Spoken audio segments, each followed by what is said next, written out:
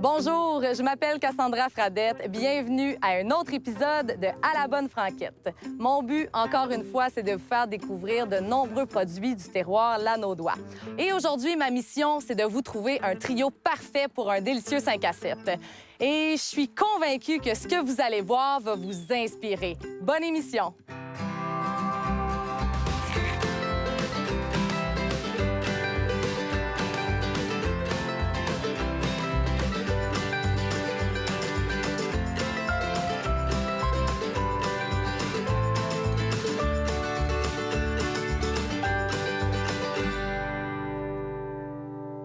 Premièrement, pour tout 5 à 7, ça nous prend une consommation. C'est ce qu'on va aller chercher à Qui sème récolte. Ensuite, pour l'emplacement, rien de mieux que l'auberge de la montagne coupée. Pour les snacks, direction au Jardin des Noix. Cette terre familiale se trouve à Saint-Ambroise de Kildare et s'étend sur 35 acres. Elle est composée de 2000 noyers et 2000 noisetiers.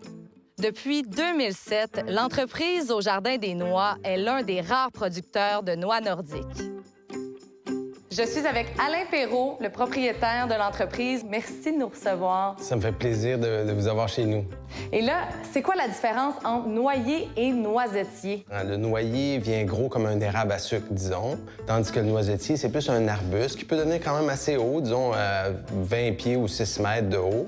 Évidemment, le fruit qui est différent. La noisette a une coque beaucoup plus mince, puis le noyer, lui, a une coque très difficile à casser. C'est quoi la particularité de ces noix-là au goût?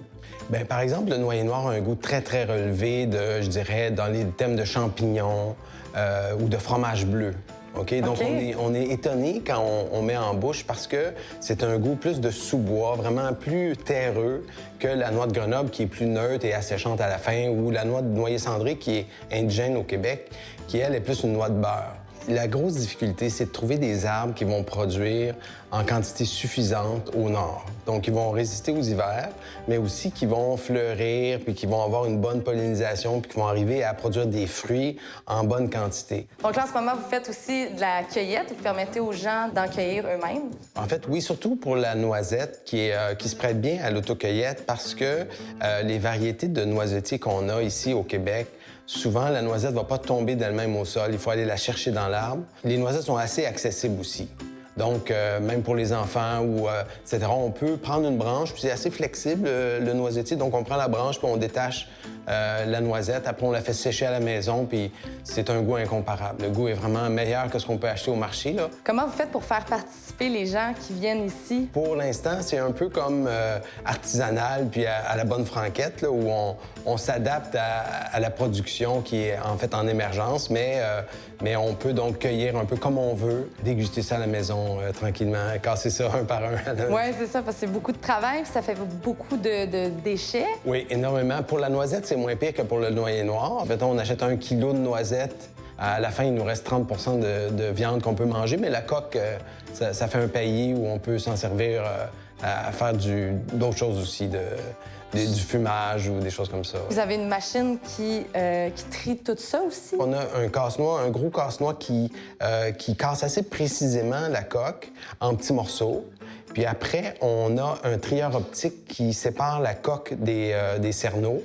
Et ça nous permet donc d'être plus rapide. Avant, on faisait 1 kilo en 8 heures, puis maintenant, on fait peut-être 1 kilo à l'heure. Vous réutilisez toutes les coquilles dans certains produits fumés, comme du saumon fumé à froid, du saumon fumé à chaud? C'est un test de cette année qui fonctionne très, très bien. C'est qu'on produit... On dit qu'on est producteur de noix, mais en fait, on est producteur de coques parce que 80 de notre production, c'est des coquilles, de la coque. Et on m'a donné l'idée d'essayer de faire du fumage avec. Et j'ai trouvé des gens qui avaient le goût d'essayer, des artisans qui ont des fumoirs. Puis ça fonctionne très, très bien. Ça donne un goût fumé très intéressant. On va pousser cette ligne-là beaucoup, les produits fumés. C'est une belle façon d'être écologique. Et en plus, là, vous avez un toit à l'énergie solaire. Pour nous, c'est important, l'empreinte environnementale qu'on a. C'était quelque chose qui nous tient à cœur beaucoup.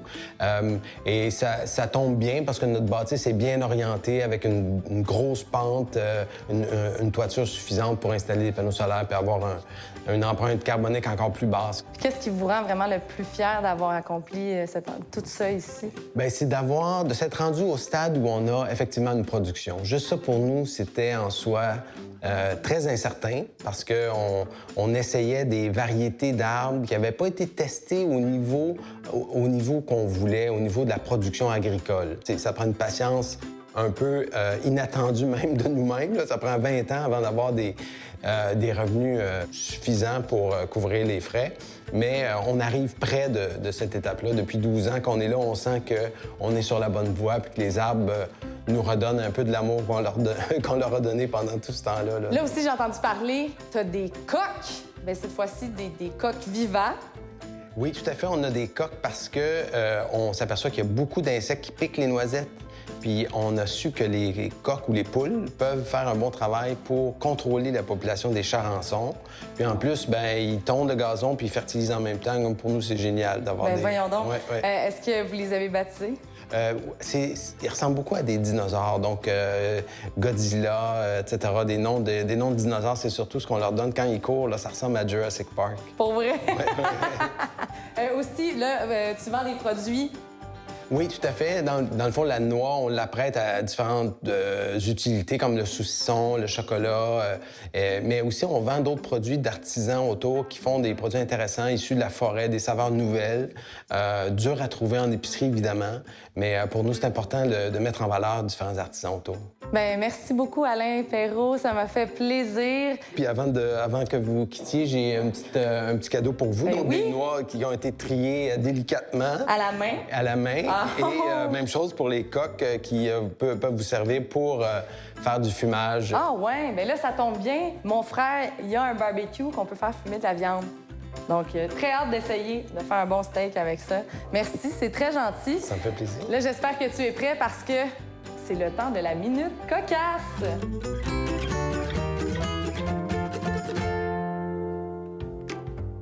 Alain, je veux te lancer le défi aujourd'hui de celui qui est capable de couper sa noix, de l'ouvrir, de la casser le plus rapidement possible. Prends ta noix. Oui. On est prêt? 3, 2, 1. Go. Ah, OK, ça se fait bien. OK, je suis partie. Ah, j'ai un petit morceau. Oh, bravo. Donc là, hey boy. On prend la pince pour pouvoir faire un travail un peu plus précis. Sinon, si on prend le gros casse-noix, ça peut faire plein de petites poussières. Donc, parce que le défi, c'est pas de casser la noix, là, trop. bien, c'est plus de l'extraire. C'est pris dans les quartiers Aïe, aïe, aïe. de coque. C'est une deuxième fois. Puis là, Ah non, ça marche pas. Et on tabarouette. développe la technique qu'on peut, des fois, là, avec ce qu'on a. Mais tu sais, même là, je suis pris avec ce morceau-là qui... Moi aussi. Et voilà. Ah! Ouais. J'ai réussi. Ah, ben, J'ai 4 morceaux cette fois-ci. T'as 4, moi, je suis bien. Bravo, quand même. J'ai juste la moitié. Hey, c'est énormément de travail. Je suis impressionnée. Merci. Bien, notre récompense pour ce travail acharné, c'est de déguster la noix. Santé! Santé, merci. Maintenant que j'ai mes noix, c'est le temps d'aller à Qui sème récolte.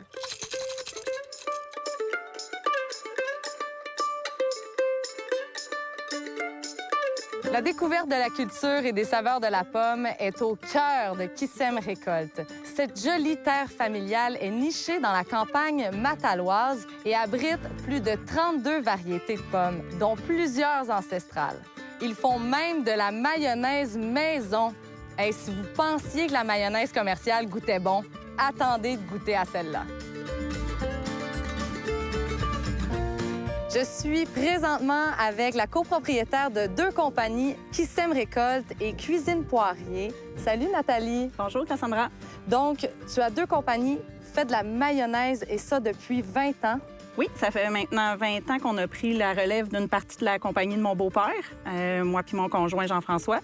Puis il y a une dizaine d'années, on a décidé de faire le saut de transformateur alimentaire à producteur agricole en plus. Qu'est-ce qui vous démarque? Pourquoi votre mayo est si succulente? Bien, dans le fond, à la base, c'est vraiment comme une mayo que tu peux faire à la maison. De l'huile, des œufs, des épices, pas d'agent de conservation, pas d'agent d'épaississement, quelque chose de vraiment simple, mais qui se conserve 6 mois réfrigéré. Premier produit qu'on a fait, c'était la César. C'est le premier pot que tu avais dans les mains, qui est la recette, dans le fond, originale de mon beau-père depuis 1984. Après ça, on a greffé à ça 3 autres variétés, là, qui est la doux chili, la Provence et la poivre et citron. Et là, vous distribuez maintenant dans plusieurs marchés partout au Québec? Au niveau de Cuisine Poirier, on est distribué à l'échelle provinciale, principalement IGA, beaucoup de métro, Super C, Provigo. Là, en tout cas, tout le territoire du Québec, environ 500-600 points de vente. Là, on va parler plus de qui sème récolte. Vous avez 32 variétés de pommes. Qu'est-ce qui vous distingue dans tous ces types-là? Parlez-moi-en. Bien, c'est parce qu'on est à l'extérieur de la région pomicole naturelle au Québec. Moi, mes arrière-grands-parents avaient des vergers ici à Saint-Jean-de-Mata, puis ils vendaient des pommes. Fait que nous, on s'est dit que c'était possible d'avoir un verger ici. Puis on recherchait aussi des variétés plus nordiques, des variétés ancestrales aussi, mais des variétés aussi pour faire du cidre. Parce que pour faire le cidre en Europe, par exemple, ils ont des pommes à couteau, comme ce qu'on connaît là, Cartland, Spartan, McIntosh. Mais il y a aussi des pommes pour le cidre qui sont plus astringentes ou plus acides. Et c'est quoi les goûts? À quoi on peut s'attendre? Là, je vois qu'il y a un cidre de feu. C'est quoi ça? Cidre de feu, c'est parce qu'on est producteur d'érable aussi. Donc, le mou de pomme est passé dans l'évaporateur de sirop d'érable avant la fermentation. Ça emmène des notes de pommes cuites caramélisées. C'est un cidre liquoreux, un petit peu comme un cidre de glace. Qu'est-ce qui vous distingue quand vous dites que les gens peuvent venir faire de l'autocueillette? Vous avez même des pommes roses. Oui, on a la pomme fraise qui goûte un petit peu la fraise. On a la pomme pêche qui a la texture d'une nectarine puis qui rappelle un petit peu le goût de la pêche. Souvent, il y a une différence de couleur, il y a une différence de texture, il y a une différence de goût. Ça ici, c'est une Cartland. Elle est vraiment striée. Elle est rouge quand même foncée, striée, puis il y a des petites taches. La Spartan est vraiment toute rouge, plus foncée, juste avec des petits picots blancs. La Honeycrisp, mais elle est rouge plus bonbon. Et aussi, presque pas de pesticides. Donc, 90 organique. Oui, ce qu'on utilise, c'est ce que les vergers bio utilisent aussi. Cette année, on a essayé avec de la bouillie soufrée aussi sur les fleurs. On met des pièges pour attraper les insectes. On voit dans le verger, le gazon, il n'est pas tout tondu. Là. Ça ressemble pas à un terrain de golf, mais c'est voulu parce que les insectes ravageurs, mais les insectes bénéfiques aussi qui vont manger les insectes ravageurs, ça leur fait un habitat intéressant. On a des nichoirs pour les oiseaux insectivores. On a des petits tas de pierres pour les amphibiens, les couleuvres. Puis on explique aussi aux gens qui viennent ici, cueillir ici, bien, qu'on accepte les pommes imparfaites. Parce que si on veut pas trop de produits de synthèse dessus, bien, il faut accepter qu'elles ne sont pas toutes luisantes ou ne sont pas parfaites, les pommes non plus. Et j'ai une question, là. Qui sème récolte? J'adore le nom. Est-ce que c'est une mentalité, une philosophie de vie? Oui, un peu. C'est sûr que, tu sais, on est un couple qui travaille ensemble. Même au début, le qui sème récolte, c'était S''AIME. Parce qu'on s'aime beaucoup. Oh, c'est donc bien cute. Il faut travailler pour finir par récolter quelque chose. C'est un peu ça aussi notre désir d'être pas juste des transformateurs, d'acheter des produits, faire de la mayonnaise. On trouvait ça le fun de regarder pousser les choses, de faire partie intégrante du processus. De A à Z, vraiment. Oui, c'est en plein ça. C'est quoi votre territoire, là, tout ici? La montagne est à vous aussi? Oui, l'érablière, c'est la montagne. Dans le fond, ici, les vergers font 3,15 hectares. C'est un petit verger pour le Québec. On a 1500 arbres à peu près au total. Bien, c'est un petit peu ça, notre background de transformateur, je pense, nous amène à avoir beaucoup de diversité parce que nous, on cultive dans le but de transformer puis de faire après ça le plus de produits possible. Quand est-ce que vous prenez des vacances là-dedans? Quand on peut. Quand on réussit quand même, on est chanceux, là, vu qu'on travaille ensemble, moi et Jean-François, on réussit à avoir le même horaire. Donc, on réussit à prendre des petites escapades d'amoureux maintenant que nos enfants sont grands. Bon, on s'en va faire le défi. Est-ce que tu es prête? Toujours. Good, on y va. Nathalie, je suis très compétitive, c'est pourquoi je te propose un duel. Tantôt, j'ai perdu, puis là, je prends ça au sérieux. Et là, je te propose un 2 de 3. Tu vas devoir me nommer le plus d'items dans la catégorie. Celle qui remporte à la fin peut partir avec un de ces items. T'es prête? Oui. Donc, nomme-moi le plus de façons qu'on peut manger de la mayonnaise. Dans des sandwichs, Frites, hamburger, salade, hot dog, club sandwich, sous-marin. Des frites. Non, je l'ai déjà dit. Ça part mal. OK! OK. Ensuite, nomme-moi le plus de types de pommes. Et là, Cortland, Empire. la Norland, Macintosh. rouge ancienne, Verte. pomme du Cap, Passe. Colin. Mais merci. Hein? ben de rien, mais si ça peut te consoler, tu sais, tu peux repartir avec la bouteille de ton choix quand même. Ah ouais. Ah, ça fait mon affaire, parce que le 5 à 7, tantôt, je vais en avoir besoin. Ben, écoute, c'est quoi les 3 sortes? Ça peut t'aider à choisir. Le brut, ici, c'est un cidre sec, pétillant. Le Louis Cyr, c'est un cidre pétillant aussi, demi-sec. La particularité de celui-là, c'est qu'il est fermenté en bouteille sans fermentation spontanée puis sans ajout de sulfite. Puis on a ici le Kyr, qui est un cidre tranquille, plutôt sec aussi, mais plus fruité avec du cassis. Ben moi, Kyr, ça me parle. Oui. Ben, sers-toi. Ben parfait. Ben merci beaucoup. Direction l'auberge de la Montagne Coupée.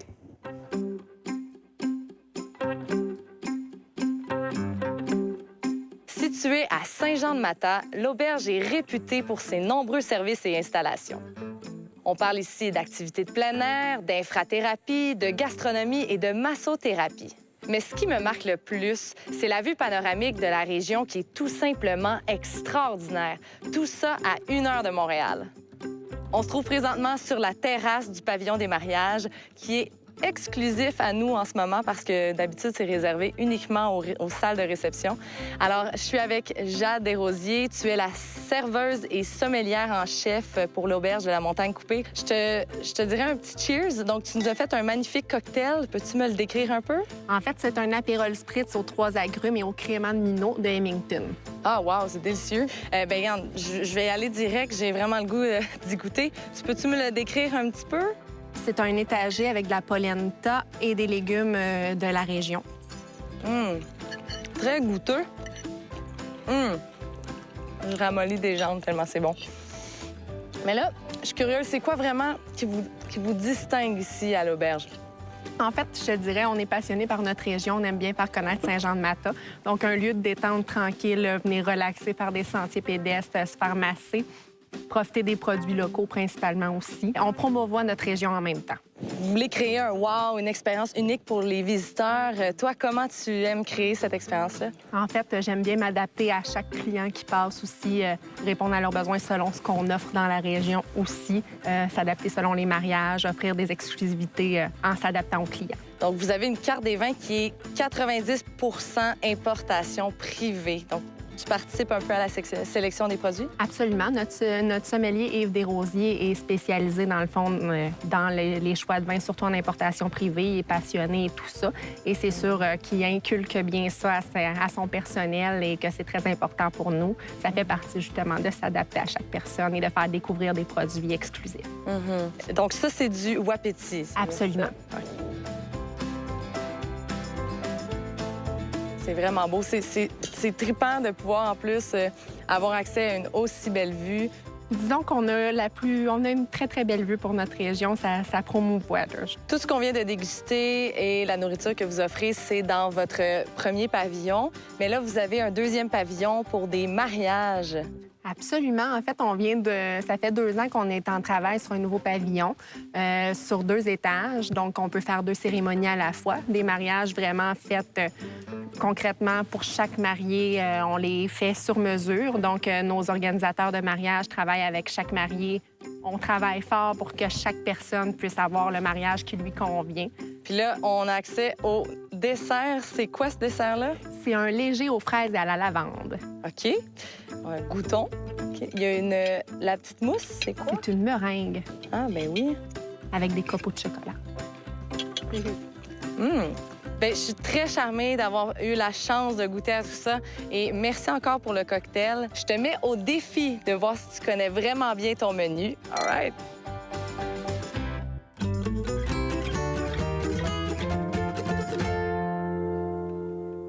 Bon, Jade, j'espère que tu es prête parce que je te lance un défi aujourd'hui.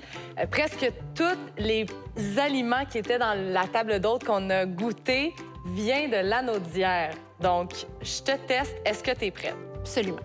Parce que les serveurs ici connaissent très bien les menus. Le mignon de Wapiti vient de où? La terre des bisons à Rawdon. Le forestier de champignons sauvages. De l'abbaye Val-Notre-Dame à Saint-Jean-de-Mata. Le croustillant de fromage fondant.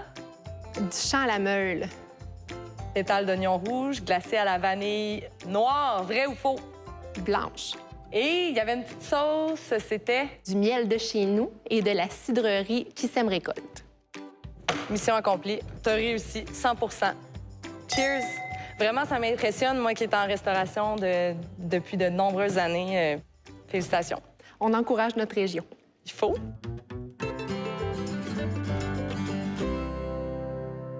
J'ai mes noix, j'ai mon cidre et j'ai un emplacement qui est tout simplement imbattable.